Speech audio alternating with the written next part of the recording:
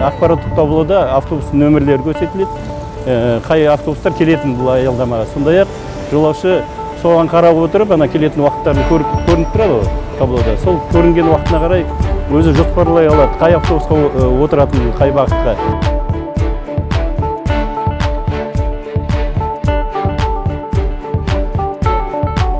Орталық алаң аялдамасында екі жаққа қарай, екі направлениеде және диагностикалық орталық аялдамасында орнатылған.